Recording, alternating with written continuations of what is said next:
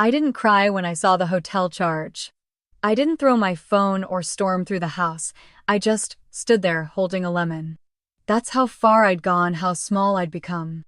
A woman who finds a receipt for $416.38 from a boutique hotel on South Beach, and instead of asking who is she finishes zesting citrus for a man who hasn't looked at her in weeks.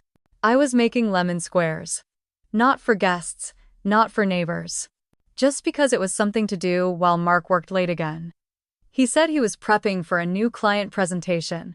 Said the house needed quiet. Said I could visit Diane in Tampa and get some girl time. So I went. I smiled, I nodded, I left. And he stayed. And while I was gone, some woman smiled at him across a dinner plate. Some woman walked up to the hotel front desk beside him. Some woman was worth $416.38. I wasn't even worth the truth. I used to know every dollar that left our accounts. Back when he trusted me with the books. Back when I was more than someone who made lists and folded towels just right. Now I wait for my own husband's bank alerts like a stranger looking for clues. He didn't lie well, but he lied clean. 3 minutes after I texted him, he replied, "Yeah, late dinner, had a few drinks. Safer to stay. No, I love you. No, I missed you." No detail.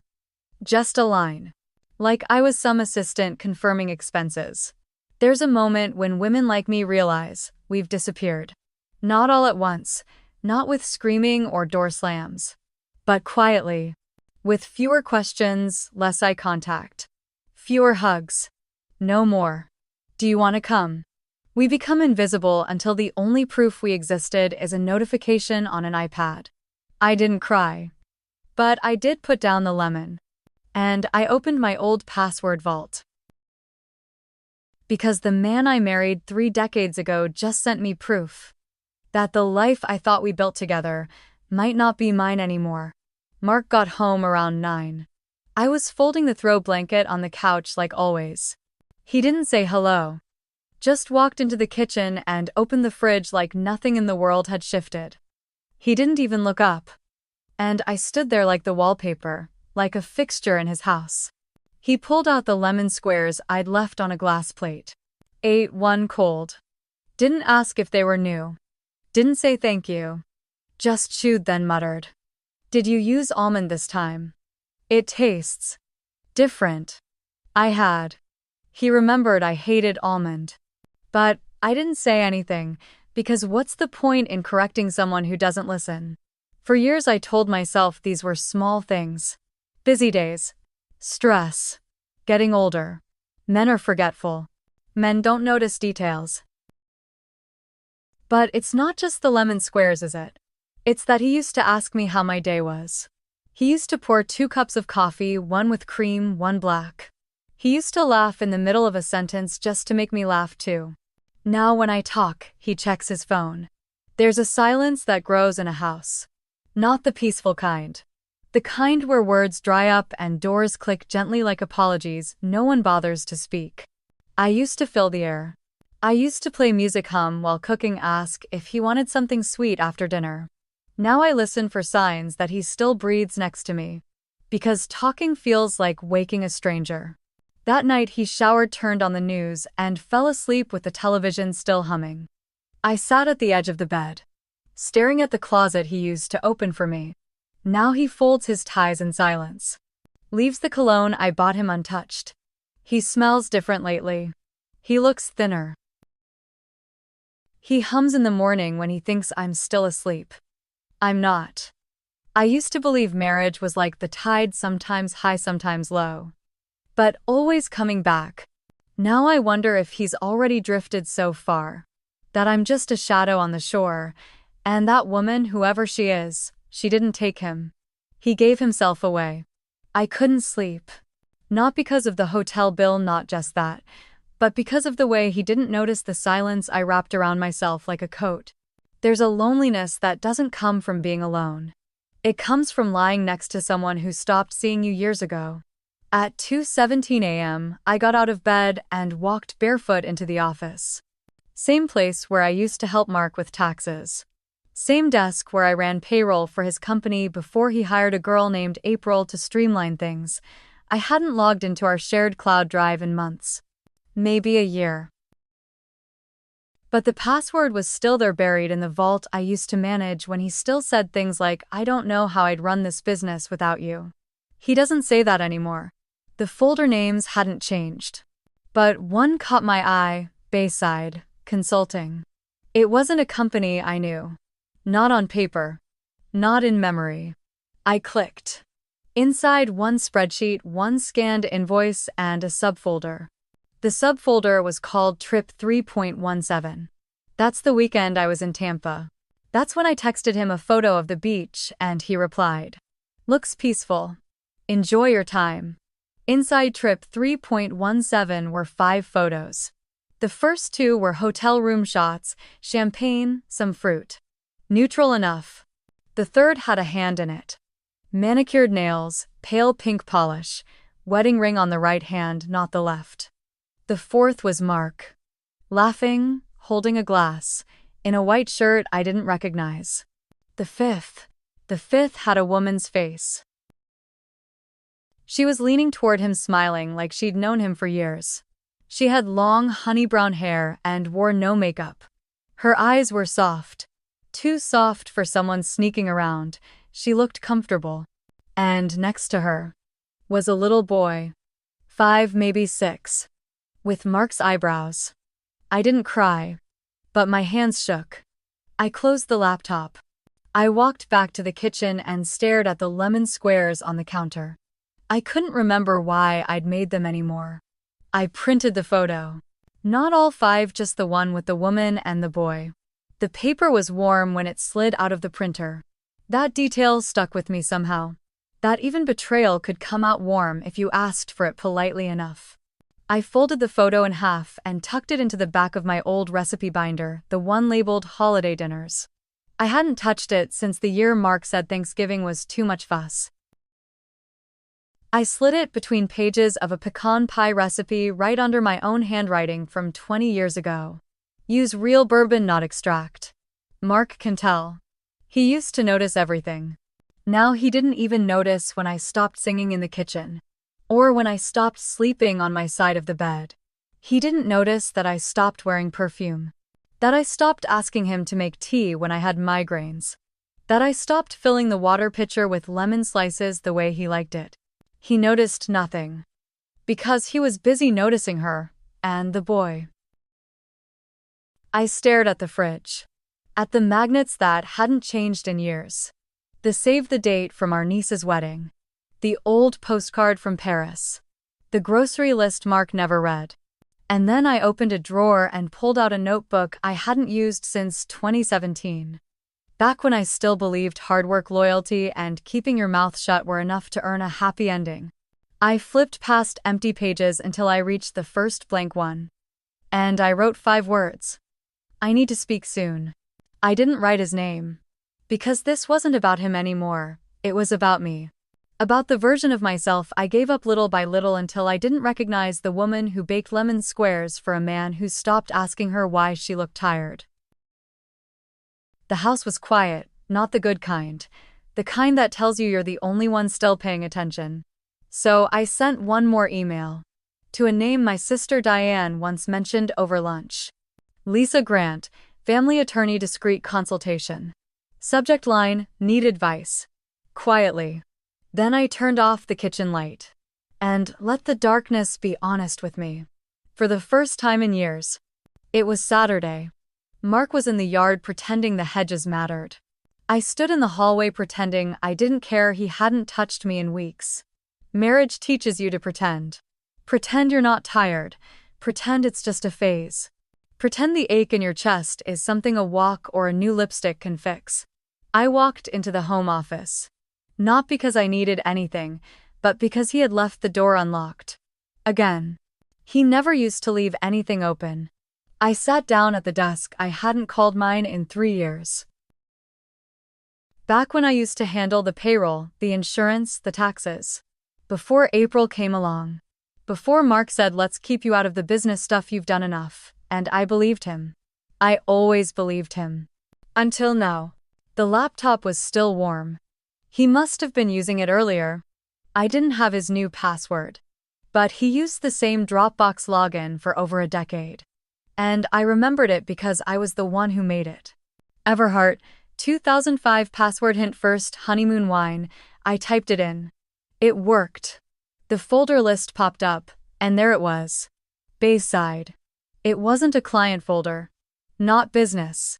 Not work. Inside photos. Dozens. Some taken at a hotel.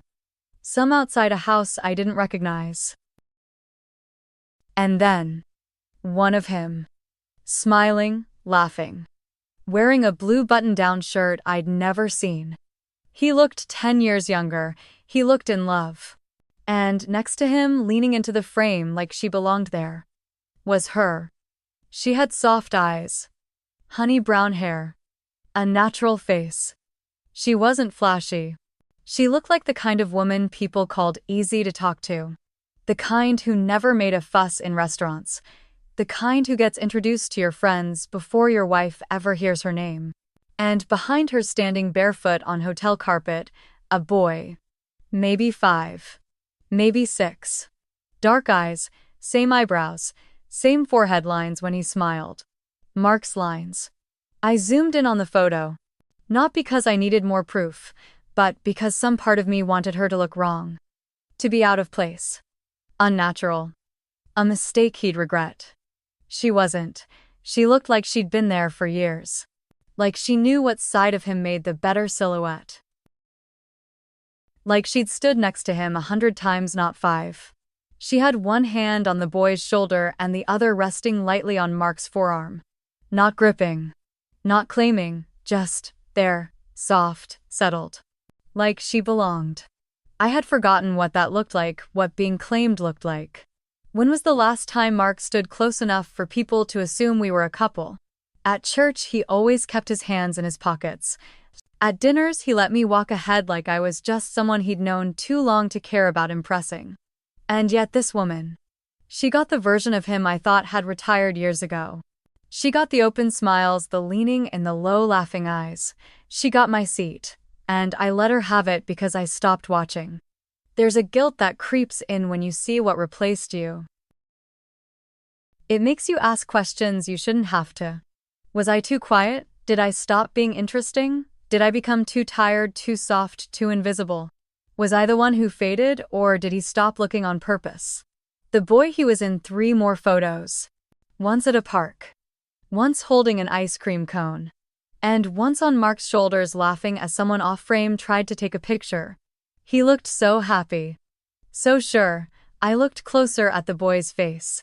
His front teeth had that tiny gap Mark had when he was little. I'd seen it in old family photos. I used to tease him about it. Now it was smiling back at me on a child I didn't know. A child I never carried. But one Mark. Maybe did. I didn't let myself cry.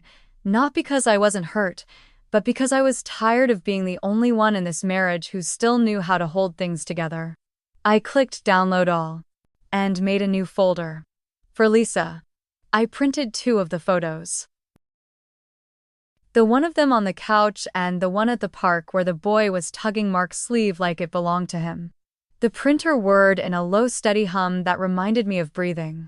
Not mine, his. How he used to breathe heavy after long flights, the kind that meant he was home. Safe. With me. I held the warm paper in my hands, half expecting it to tremble, but it didn't. I did. I walked to the bookshelf in the hallway past the wedding portrait I hadn't dusted in months. We were both younger in that photo. Thinner, yes. But fuller in other ways. Fuller in the eyes, in the way he held my waist. In the way I leaned into his chest like the world had room for only us. Now there was a woman with honey brown hair and a child with Mark's eyes. And suddenly there was no room at all.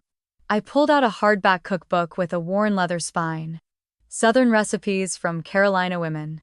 It was a gift from Mark's mother, our first Christmas as a married couple.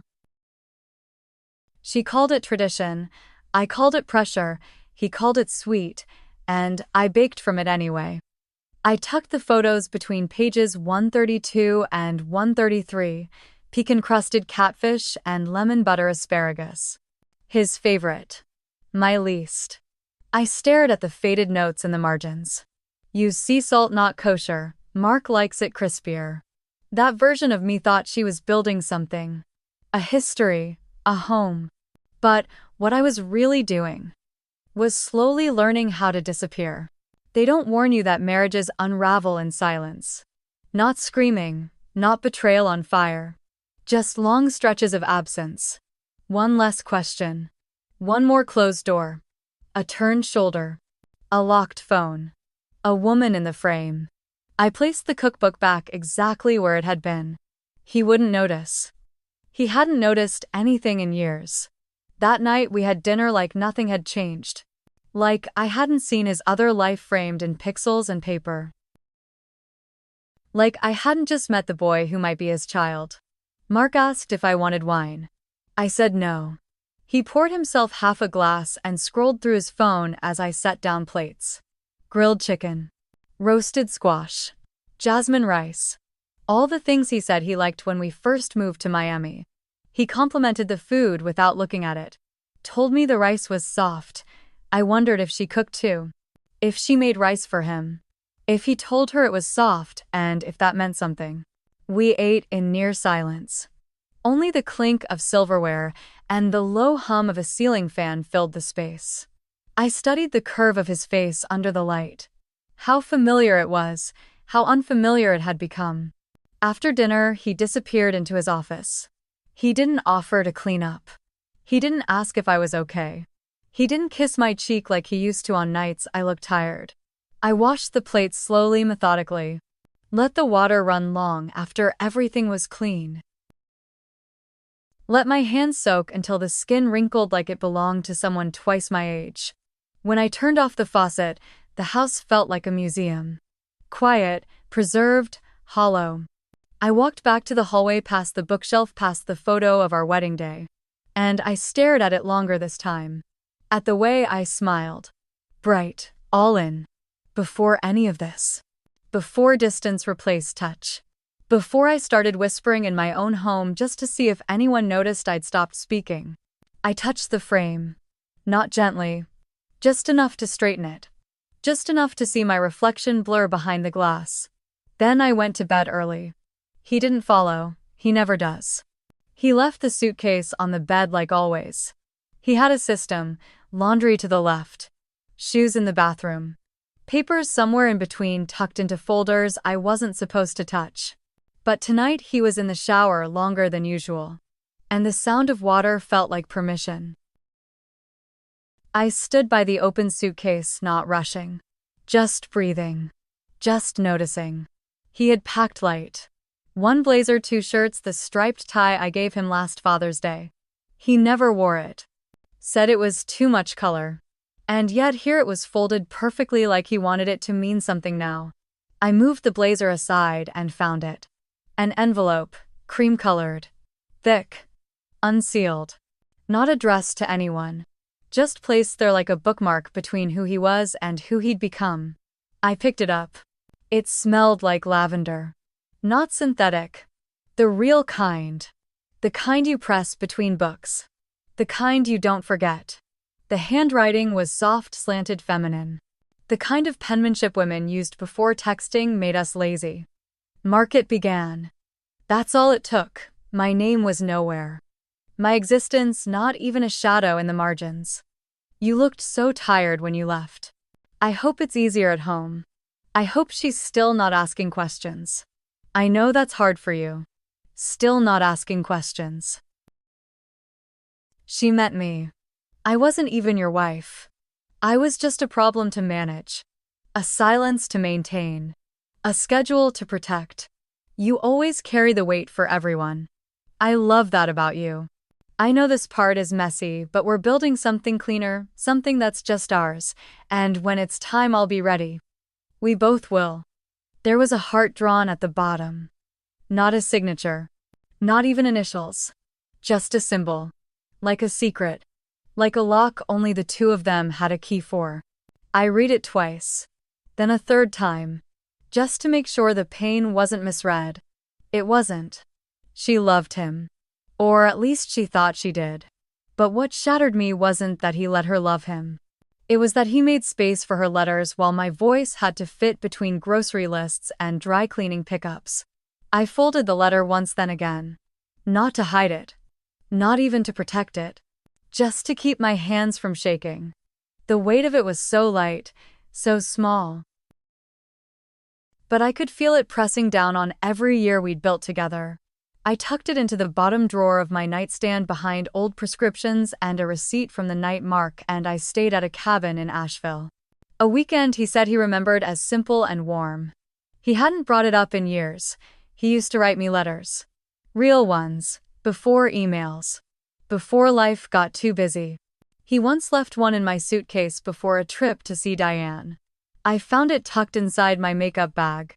It said, "Come home soon. The bed misses your side." I kept it for 15 years. This woman's letter had none of that. It didn't ache, it didn't long, it expected. That's what stung the most. She wrote to him like someone who had already won. Like I had already left, or been erased. I wondered what he told her. Did he say I was cold, boring, distant? That I stopped trying? Did he even remember to mention that I was still here, still buying groceries, still ironing shirts?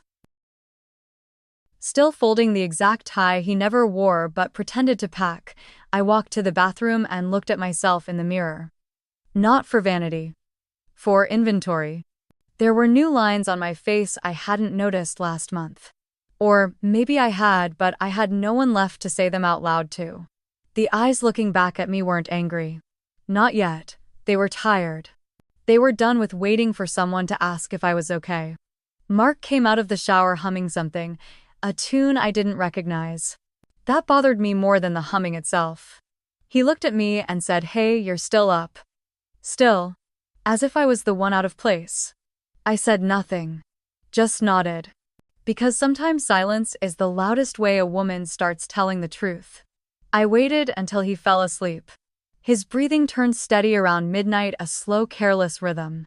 The kind of sleep a man has when he's convinced there's nothing left to lose. I sat at the foot of the bed holding my phone like it was a lifeline. I stared at the screen, then at the letter still folded on my nightstand, then back at the screen again. I opened a new email. To lissigrant@dglawfirm.com. Subject: quiet help message. Hi, my name is Rachel Everhart. I was given your contact years ago by my sister Diane. I'm not ready for anything loud. Not yet. But I think something important is falling apart. And I want to know what my options are. Please respond when you can. Discretion matters. Thank you. I didn't reread it. I didn't add pleasantries or over-explain. I just hit send and placed the phone face down beside the lamp. In the darkness, everything felt louder. The ceiling fan. The ache behind my eyes. The weight of being the only one still holding the marriage like it was a fragile plate too chipped to display but too painful to throw away. I lay back and stared at the ceiling. Counted the rotations of the fan. Let the letter speak in my head again and again. You always carry the weight for everyone. I love that about you. She had no idea. She had no idea that I was the one who made sure his taxes were filed, that his mother's prescriptions were picked up, that the plants on the patio stayed alive even when he forgot they existed. She loved the part of him I kept afloat. She loved a version of him I cleaned up after. And he let her. He let her write those words on soft paper and sneak them into suitcases while I packed his vitamins and lint-rolled his jackets. The cruelest thing wasn't that he lied. It was that he never expected I'd notice. Or worse, he expected that if I did, I wouldn't do anything. That I would fold, that I would forgive, that I would just stay. The next morning, Mark made coffee. For himself, not for me. He used to make 2 cups without asking. 1 black, 1 with cream and half a sugar. He called it ours. Said it felt like a small ritual that made things normal. But that morning he didn't even glance toward my side of the kitchen. Just stood there in his robe, scrolling through his phone, sipping from a mug that said "World's Best Dad." It was a gift from our niece from a Christmas he barely remembers. He looked up once and asked, "You sleep okay?" I said, "Fine." One word. That's all I gave him. And he didn't push. Because men like Mark don't ask questions they don't want honest answers to. I watched him take a call near the back door. His voice dropped the way it always did when it wasn't meant for me to hear. He laughed softly. Said, "Yeah, I'll be there by 7. Looking forward to it." Then he saw me standing by the sink and gave me that practice smile. The one he used at dinner parties. Half warm, half empty. He mouthed client call and slipped outside. I didn't follow. Instead, I went back into the office and opened a drawer I hadn't touched in years. Inside were old tax folders, bank statements, and 2 external drives. One of them was labeled Q1 Archive. I plugged it in and waited. The loading bar crawled. But when it opened, I saw folders with names like Trust Setup, 2014 House Transfer, and one that stopped me cold. KLW Documents. 3 letters. Carolyn Whitlow. I clicked. Inside scanned forms. Lease agreements. Wire transfers. One listed our joint account transferred into a private holding I never authorized. The date matched the weekend he said he was visiting a golf retreat. I stared at the numbers. It wasn't just an affair. He had moved our life behind my back. Quietly, carefully. Like he knew this day might come and wanted to be ahead of it. And the part of me that once whispered maybe he's confused went completely still. I printed everything. Folder by folder. Marked them with red tabs. Then I stacked them inside a plain envelope and wrote one word on the front. Me, not divorce. Not evidence, not revenge, just me. Because after 30 years of making everything about him, his work, his image, his needs, it was time I remembered who I was. Not his wife, not his backup plan, not his silent partner. Just Rachel. And she was finally ready to come home to herself. The house was smaller than I imagined. Clean lines. New paint. Red mailbox, no numbers. The kind of home that looked like a magazine feature about starting over. I parked one street over under the shade of a jacaranda tree. Watched for a few minutes. Nothing moved but the wind through a wind chime hanging by the porch. She had good taste. Or maybe Mark paid someone else to have it for her. Lisa's voice came through the phone in my lap, steady clipped. You're looking at property tied to a trust called Silver Pine Holdings. It was opened 3 years ago in his name and one other. Carolyn Whitlow. I stared at the house again. She didn't just get his weekends, she got a front porch, a mortgage-free home. A future I never got to negotiate. I kept my sunglasses on, hair pulled back tight, tan blazer pressed. Neutral. Forgettable. Just another middle-aged woman delivering something that wasn't hers. The envelope in my hand had no return address. Inside, junk mail I'd pulled from our own recycling bin. I rang the bell. She opened the door in a white tee and jeans, barefoot, nails painted that same pale pink I'd seen in the photo. She looked like she'd just come from yoga or from painting a wall in a baby's room. Yes, she asked, smiling too fast. Hi, I think this got dropped in my box by mistake. You're Kara, right? She nodded, looking down at the envelope. Thanks. That's weird. We just moved in a few months ago. She didn't recognize me. Of course she didn't. He had erased me that cleanly. I smiled back. Welcome to the neighborhood, I said. Her voice was gentle. Too gentle for what she was part of. Thanks. It's been peaceful here. Nice and quiet. No drama. I nodded again. My hand brushed against my pocket where the voice recorder was running. Just in case. She looked past me, maybe toward the car, maybe just checking the street. That's when I heard it. A small voice from behind her. Mommy, I'm hungry. And then I saw him, the boy. Mark's maybe son. He looked straight at me. And smiled. He had blue eyes. The same stormy blue Mark had in his college ID photo. The one I framed and kept in my office drawer until I didn't need it anymore. The boy couldn't have been more than 5. Which meant my hands didn't tremble. Not on the outside. But my bones, they felt it. A tremor from within. The kind of ache you get when your body realizes something your mind isn't ready to name. She turned slightly, resting her hand on the boy's head like a reflex. I didn't know if she had any idea, any clue who I was. Or maybe she did. Maybe she knew the whole time and played this role with the same ease she wore that pale pink on her nails, soft, subtle, practiced. He's cute, I said. Her smile lingered too long. He's everything, she replied. And something in me cracked. Because once long ago I had said that about Mark. To Mark. The night he stood beside my hospital bed holding our son who didn't make it past 2 days, I took a step back, nodded again, and turned without another word. She called out, "Thank you for the mail," I waved casual. But inside, the sound of her voice felt like acid on old wounds. When I got back in the car, I sat there breathing. Not crying. Not shaking, just breathing. The kind of breath that comes when you realize your marriage didn't just die, it was replaced. Silently. Strategically. And now I wasn't just betrayed, I was rewritten. I started the engine. The air conditioning blasted, but the heat in my chest didn't go away. I drove 3 blocks before pulling into a CVS parking lot and texting Lisa. I saw her. And the kid. It's his. Lisa. Do you want to go ahead with the asset freeze? Started. I want everything locked by Monday. Lisa, done. I put the phone down.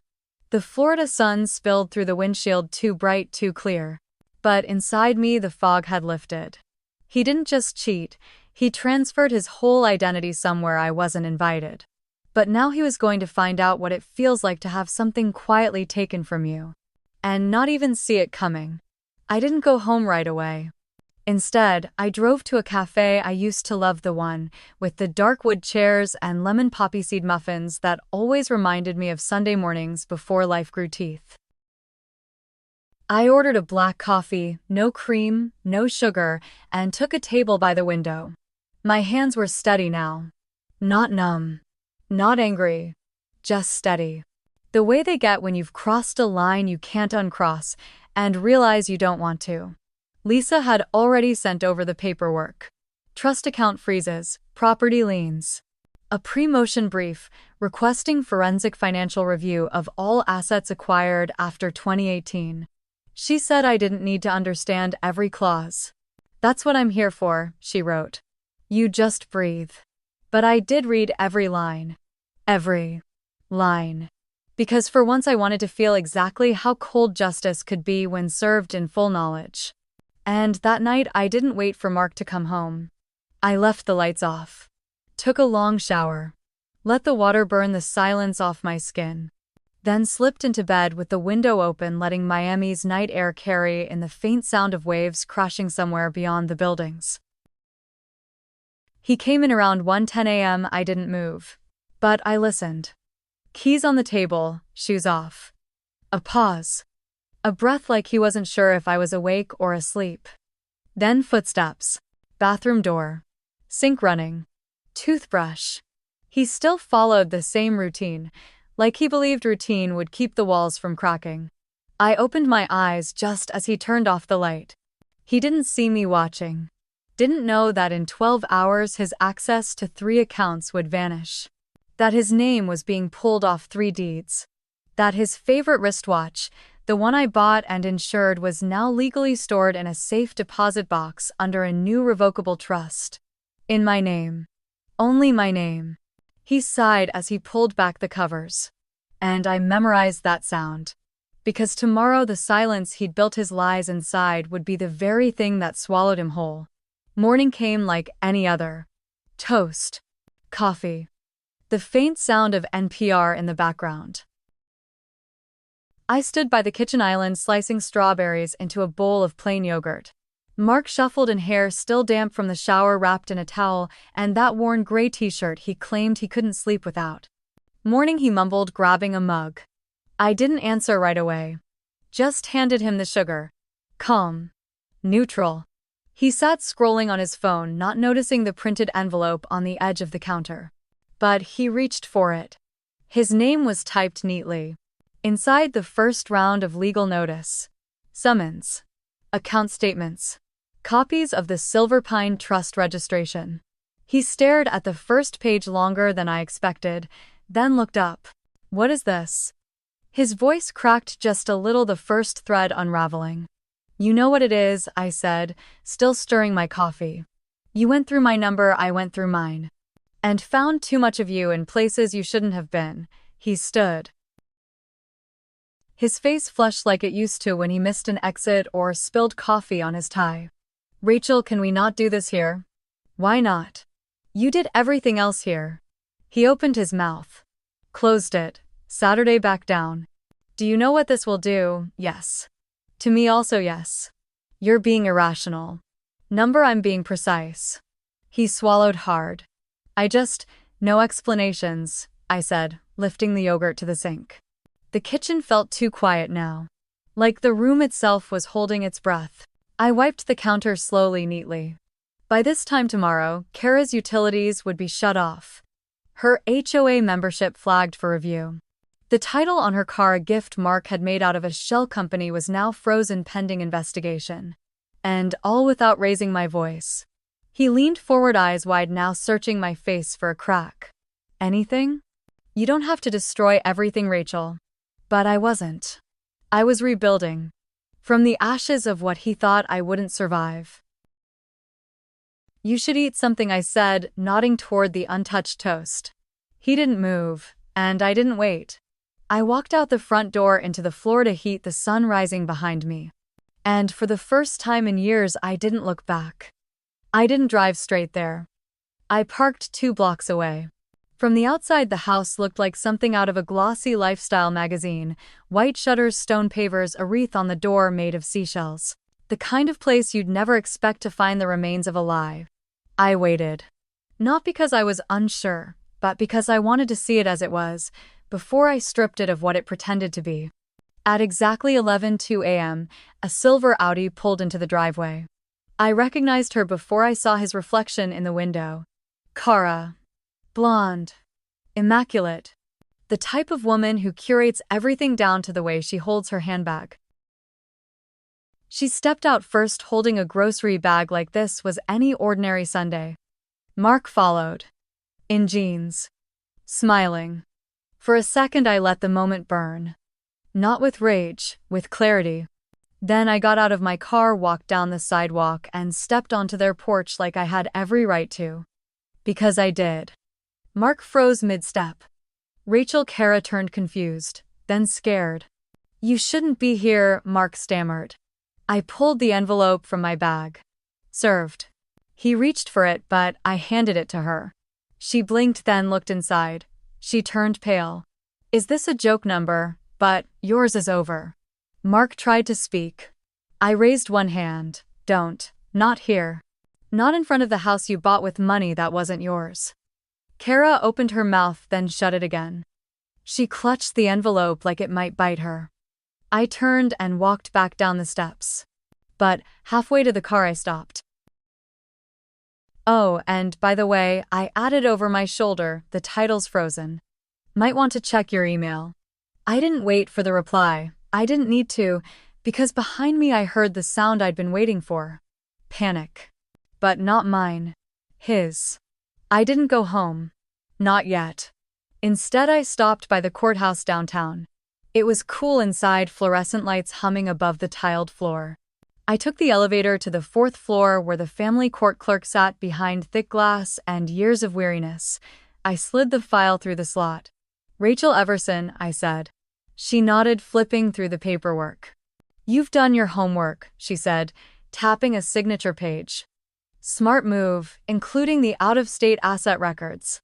She didn't know the half of it. I'd spent 6 weeks collecting them. Late nights. Burnt coffee. Long walks on the beach pretending I wasn't about to change everything, but the truth is I already had. When you stop asking why someone betrayed you and start preparing for what happens next, that's when you win. The clerk stamped the top page. You'll get a preliminary hearing date by Tuesday.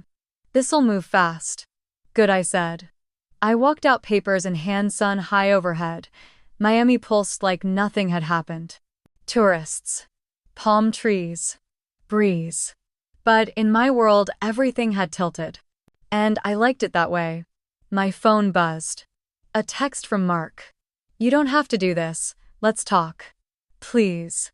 I didn't answer. Another ping. "What do you want?" There it was. The question that always came too late.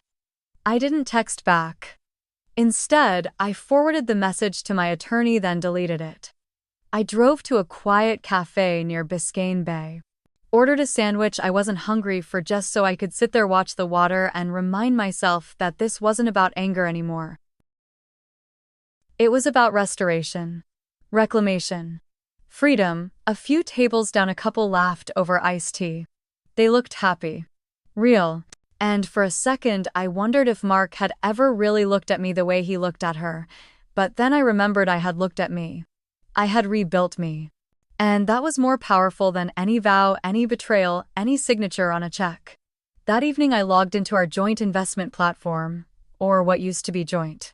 Months ago, I had legally transferred the majority of my shares in our condo project to a family trust under my maiden name. Quietly. Precisely. No drama. It took one click to freeze the rest. One click to lock him out. The notification would hit his inbox in minutes. I closed the tab and opened a new window, his private business account. Yes, I had access. Still.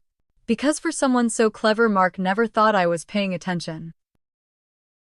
That the little logins, the file shares, the accidental texts would ever come together. But they did. And now I knew everything. That bonus check from last quarter transferred directly to Kara's mortgage. That consulting trip to Tampa, actually a spa retreat for two, booked under her maiden name. He didn't even try to hide it well. Because he thought I'd never look, and for years I didn't. I was the wife who made the grocery lists, scheduled the dental appointments, sent Christmas cards with both our names in foil. I was invisible by design.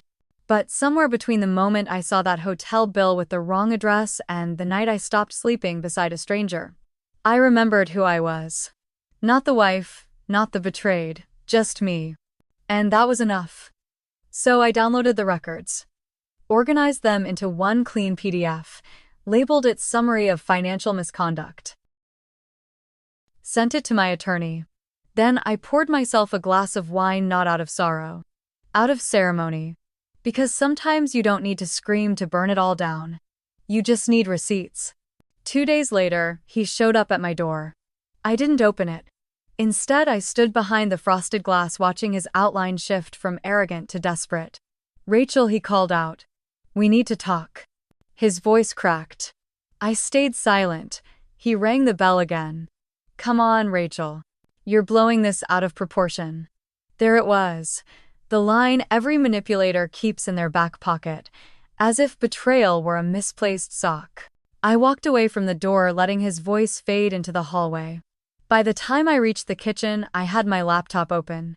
The email from my lawyer had arrived, final hearing set. "Your full asset protection plan is in effect. The judge has already granted your temporary sole control." It was done.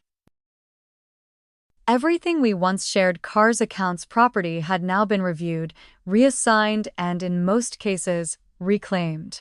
Even the house he bought for her, frozen under marital asset fraud. And, the best part, I never raised my voice. Never slammed a door. Never chased answers from a man who thought my silence was weakness. Because silence isn't always surrender. Sometimes it's strategy. My phone buzzed again. This time, a message from Kara. "You lied to him too, didn't you? I should have known." I didn't respond. Not because I didn't have words, but because some stories don't need a reply, they just need an ending. And mine. Mine came not in courtrooms or confrontations, but in morning light, coffee cups I didn't have to pour for anyone else, and quiet music filling a home that finally felt honest. Later that night, I sat on the balcony barefoot, the ocean humming in the dark. And for the first time in years, I didn't feel watched. I felt witnessed by myself. The woman I'd stopped being long ago had come back. Not softer, not colder, just clearer. And if he ever asked what hurt the most, I'd tell him this. That I walked away and never once looked back. I woke up to no alarm. No second toothbrush beside the sink. No sound of him in the kitchen pretending to care about coffee I stopped drinking years ago. Just quiet, not the heavy waiting kind. The good kind. Like a page turning. My suitcase lay half unpacked in the corner of the small rental apartment I'd moved into last week. It had lemon yellow walls, a fridge that hummed like it was trying to remember a song, and a view of the sea just past the palm trees. I made myself tea. Real tea, not whatever bland herbal stuff he used to insist we drink. And as I sipped, I looked around. This place was temporary, but I had chosen it. No one's name on the lease but mine. No one's expectations hanging like fog in the hallway. I didn't cry, I didn't feel like it. That surprised me. But then again, grief had come and gone in strange ways for me, like a tide that rose long before the storm. I sat by the window, journal in my lap. Not a to-do list. Not a budget breakdown, just questions. What did I lose? What did I keep? What do I want to carry into this next chapter? Halfway through scribbling, my phone buzzed. It was a text from Maeve, my college roommate who now lived 2 towns over. Coffee, I know a place with the best pie on this side of Florida. I paused, then smiled. I texted back, only if they serve quiet. We met an hour later at a little diner with cracked leather booths and a chalkboard menu. Maeve looked at me, eyes sharp like they always had been. You look like someone who just gave up a prison sentence. Not far off, I said. She stirred her coffee. You know what I remember about you in college? I shook my head. You used to say, I'm going to have a life that's mine. No edits. Then you met Mark. I didn't flinch at his name. That too surprised me. Maeve leaned forward. What happened? I took a breath. I think I disappeared. She didn't respond right away, just nodded. After the pie, key lime tart and soft, I drove to the bookstore I used to go to before marriage made every weekend about errands. I bought a blank leather-bound notebook. The cashier, a teenager with a name tag that read Zay, smiled and said, starting something. I blinked. Then said yes, something just for me. That night I lit a candle, not for mood, not for show. Just because I liked the scent bergamot and cedar. And I wrote one sentence on the first page: I am not what he left.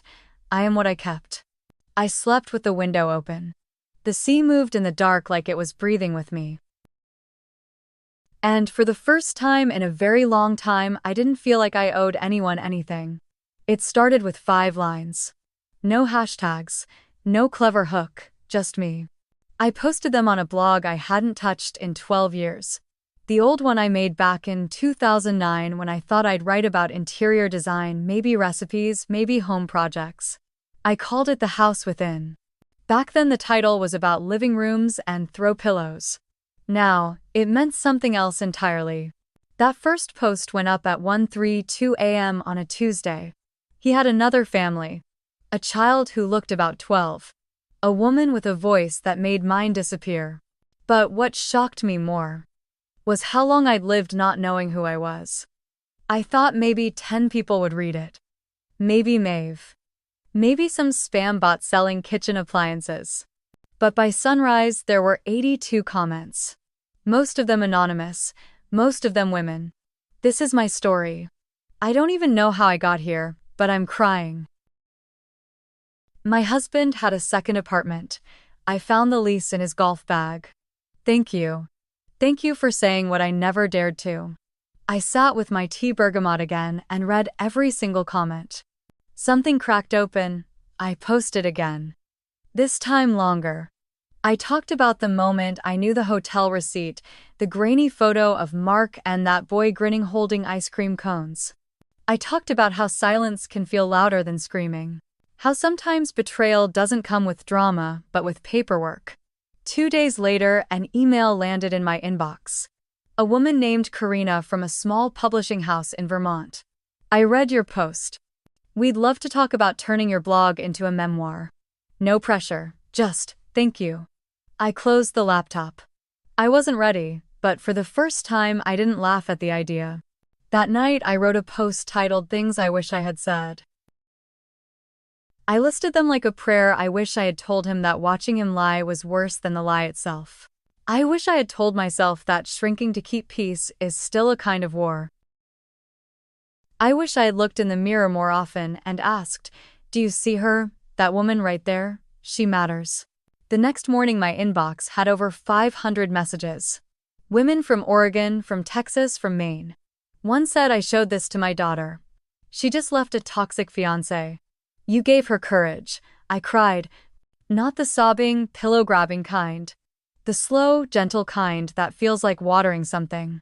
Weeks passed. I started sharing old photos, not of him, never of him. Photos of me. In New Orleans, wearing a red hat. On a beach in Michigan, holding a book with one leg buried in the sand. At 33, alone at a coffee shop, smiling into the sun like it knew something I didn't. People responded to those photos more than anything else. "You look free." That smile, she was always in there. Keep writing. One night, I reread an old entry from 2010. Mark got a new promotion. We're having dinner with his boss next week. I hope I remember not to speak too much. I stared at the sentence.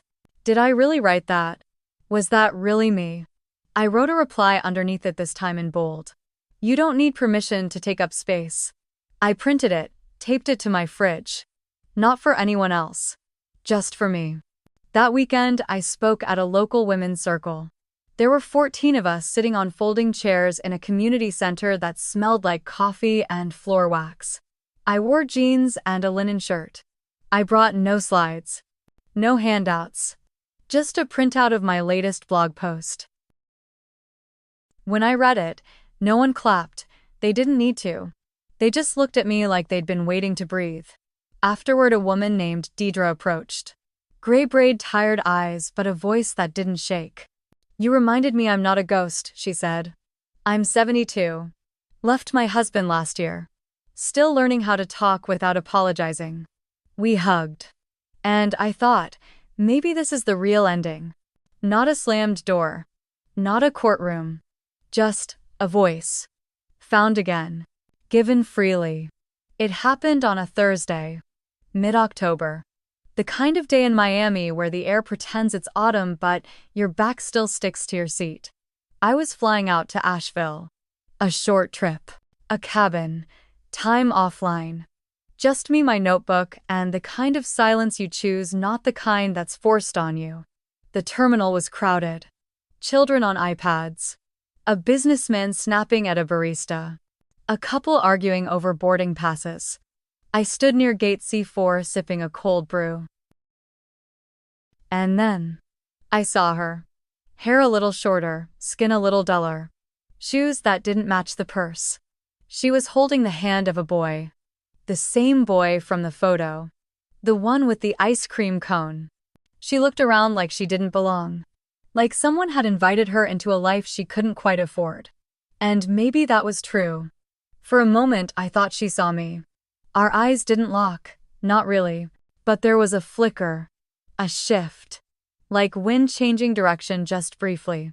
She turned away quickly, adjusting her scarf. The boy tugged at her arm. "Mom, do we have snacks?" She smiled. It didn't reach her eyes, and I realized something then. She didn't win. He didn't win. There was no trophy. Only broken things arranged to look like stability. And me, I had nothing to prove anymore. I could have walked over. Said something scathing. Reminded her I knew everything. That I saw through the performance. But I didn't. Because healing isn't always loud. Sometimes it's a quiet choice made in an airport gate with artificial lighting and the smell of cinnamon pretzels. I turned back to the window.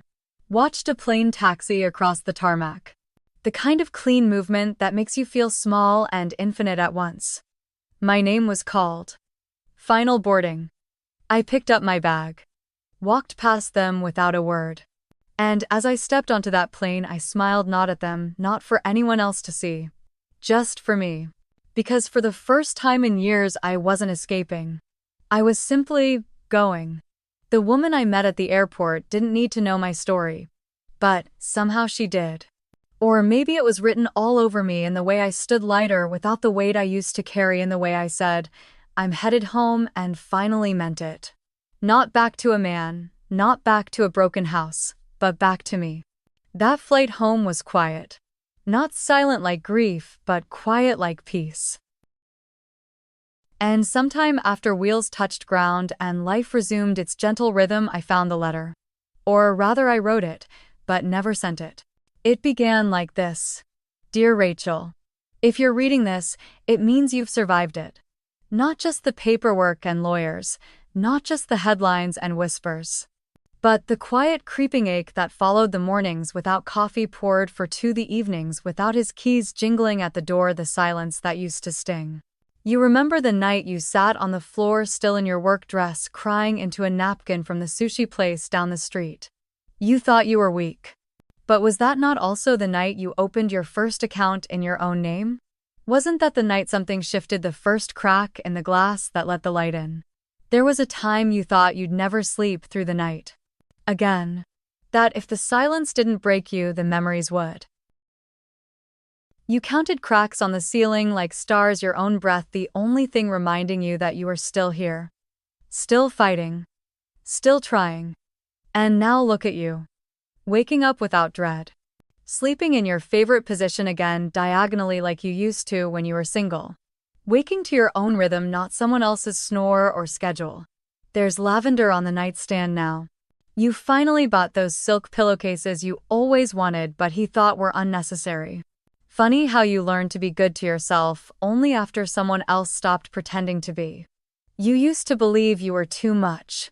Too loud, too organized, too emotional, too forgiving, too you. But the truth is, you weren't too much. You were simply more than he could ever understand. More honest. More devoted. More real. He wasn't overwhelmed by you. He was threatened by the way you never settled. And that letter, the one you never mailed, it didn't need a stamp. It needed a witness. And you gave that to yourself. When you stopped shrinking in photos. When you smiled and didn't second guess it. When you wore red again. Remember that moment in the mirror, no makeup, just bare skin and wet hair, and you said out loud, I still look like me. That wasn't vanity. That was resurrection. You thought you lost yourself. But sweetheart, you just got buried under someone else's ego. You don't need him to know you healed. You don't need her to apologize. And you certainly don't need anyone's permission to begin again. Closure isn't a letter mailed. It's not a confrontation in a driveway or a dramatic scene in a courtroom. Sometimes, it's walking past the restaurant where you used to celebrate anniversaries and not feeling anything at all. Not hate, not hurt, just space. A beautiful wide open space where pain used to live. And into that space you've planted something else. Laughter, a little mess, books on the nightstand, weekend plans that don't include second-guessing yourself. You've become your own rescue plan, your own soft place to land. This letter, maybe it was never for him. Maybe it was always for the version of you who stayed too long, who loved too hard, who finally realized that being loyal to someone else should never come at the cost of betraying yourself. And now, on the quiet nights when the kettle's on and the house hums gently around you, you don't reach for your phone to check if he's thinking about you. You light a candle, you open a book. You journal about your tomatoes, your new neighbor, the way your laugh has changed. If someone finds this letter one day, maybe they'll think, she must have had her heart broken. But if they read it all the way through, really read it, maybe they'll say, she built something beautiful from the rubble, and maybe, just maybe, they'll write a letter of their own. Not to a man, not even to the past, but to the woman in the mirror. Just like you did. There was a time I thought closure would come in the form of revenge. But standing in that quiet airport watching strangers reunite, I realized the healing had already begun the moment I stopped waiting for an apology. Sometimes we carry the wreckage of someone else's choices on our backs for far too long.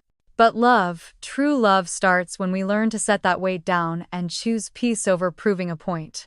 In this life, we may not always get the ending we imagined, but we can always choose a softer one for ourselves. If this story reminded you of a time you had to reclaim your voice, I'd love to hear it. Your journey might just be the letter someone else is waiting to read. It was raining softly in Seattle that morning, Not the stormy, angry kind of rain we'd had in Miami, but the kind that seems to hush the world, like it's listening. I was sitting behind a modest folding table at the corner booth of a local women's book fair. Nothing fancy, just me, some printouts of my blog stories, a hand-painted sign that read, "Letters I Never Sent," and a small stack of blank postcards I offered for free. Most people walked by. Some smiled. A few stopped, asked if I was that Rachel. One woman touched my arm and whispered, "Thank you. Your words saved me during my divorce." I didn't need applause. That was enough. And then, she came. A girl, maybe mid-20s, not much older than my youngest niece. Her hair was in a messy bun, wet from the drizzle, and her coat looked a size too big for her frame. But what struck me most wasn't how she looked, it was how she held her hand. Her left hand. The one with the ring. She stood near my table longer than anyone else had that morning. She picked up a postcard, turned it over, read the quote on the back. "If you feel like something's missing, maybe it's not something. Maybe it's you." Her lips moved as she read. And then, her eyes filled. I didn't say a word. I waited. After what felt like an hour wrapped inside a minute, she finally said, "Do you believe people can change?" I looked at her, really looked at her. Not at the coat, not at the ring, not at the tears she tried to hide. I looked at the fear behind her question, and I said yes. "But not always in time for you." She sat. We didn't talk right away. She picked up one of the printed blog entries, one I wrote about the night I found the hotel bill. She asked softly, "Did it make you bitter?" I told her the truth. Number.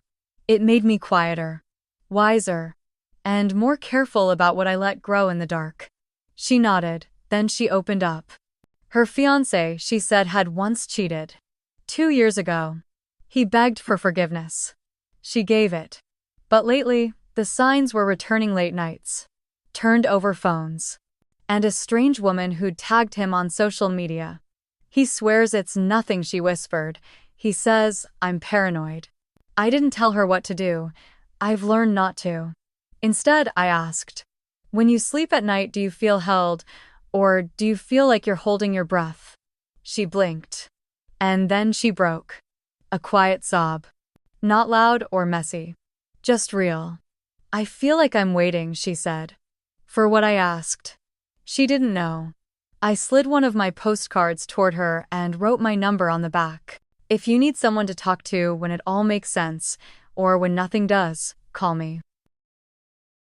She nodded. She stood.